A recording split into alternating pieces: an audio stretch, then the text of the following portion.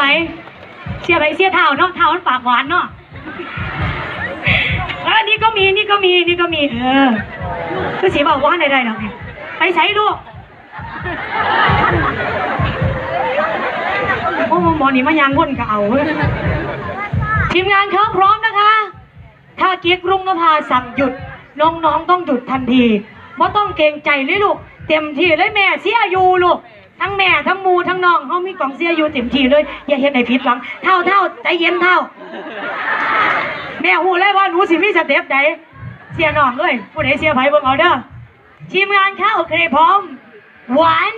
านถูฉีไป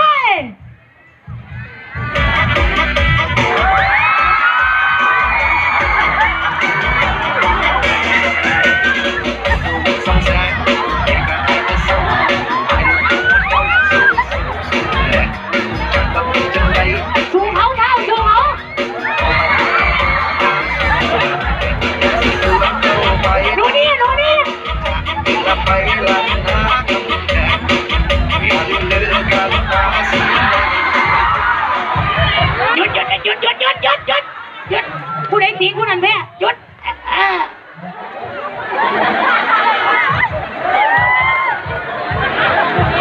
เท้าอย่าเอามือลงนะลูกทำมาเดี๋ยวของรางวัลเดี๋ยวไม่ได้นู่นนี่อย่าหยุดอย่าเห็นอย่างเด็ดขาดกูแก่งได้หน่อยมีความสุขเว้ยผมมีผู้ใหญ่ขึ้นมาให้แก่งก็ถือได้ยัดติงหยุดทุกคนคะจับพี่รุธช่วยกันนะคะจับพี่รุธช่วยกันนะคะหูซึกว่าเท่าดีครับกมูเลยเว้ยพร้อมแล้วไป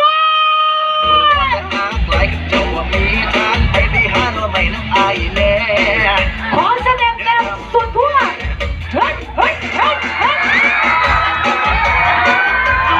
ขอดีมากจังโชว์เขาลูก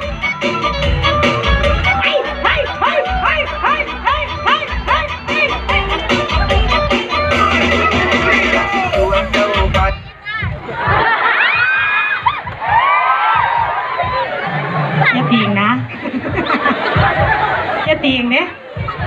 ตีงนี่แพ้โลดคนใต้ยาตีง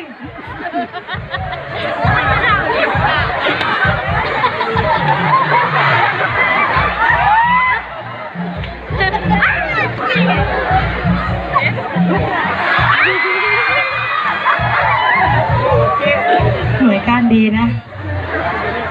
ขนาดตางสิเอ่ยสิยำคอแข็งขาดลูกตีงนี่แพ้ครับโอเคเรียบร้อยมั้ยหยุดเรียบร้อย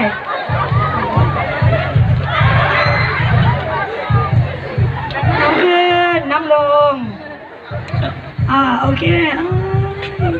นี่ไงนี่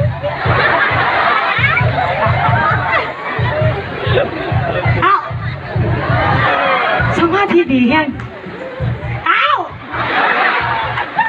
เท่าอยู่ดีแห้งอีหลีวะ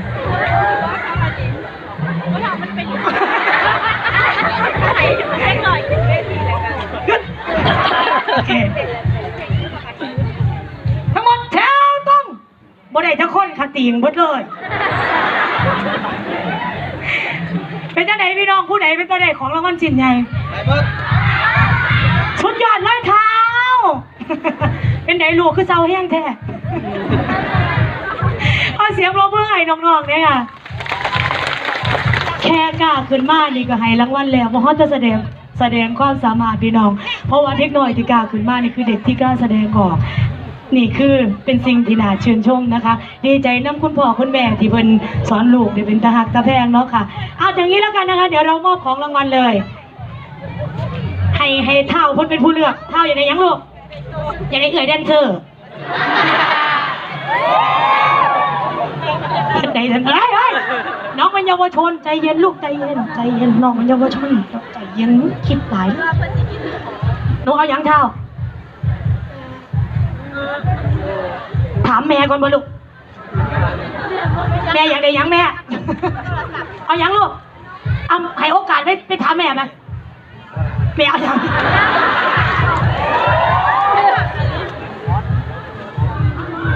ลูกที่เอายังก็ได้ลูกแล้วแต่หนูเลยแม่ให้โอกาสตัดสินใจว่าหนายากเลยเรื่องของยากของเฮ็ดหนายากครับถึงเอาหมอนมอบหมอนให้น้องชาวของเอานะคะชาวเสียงปรบมือค่ะหนูนี่อยากได้ยังลูกอยากได้หมอนขอบคุณค่ะหนูนี่อยากได้อะไรลูกอยากได้ยังลูกอยากได้หมอนตายแล้วเหลือขนมนะลูกเราไม่มี10 เดือนแล้วบัดขมอมขนมนะคะขอเสียงปรบมือสวดๆล่องค่ะลูกล่องค่ะอย่าล่องทั้งผุดล่องทั้งผีลูกล่องทั้งผีเอาสิเพื่อเป็นรางวัลให้กับเท้าเป็นผู้ชายผู้เดียวที่กล้าแสดงออก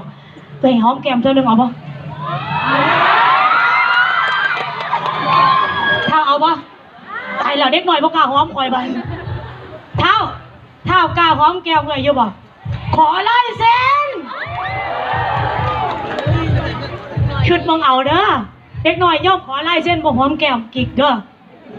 ขันเป็นผู้ชายบางคนมึงตีบ่เอาขอลายเส้นเลยนี่เอาของไหนลูกปัดติคู่ชิบดาบอกมันขออนุญาตแป๊บหนึ่งนะคะขออนุญาตเซ็นลายเซ็นให้น้องแป๊บหนึ่ง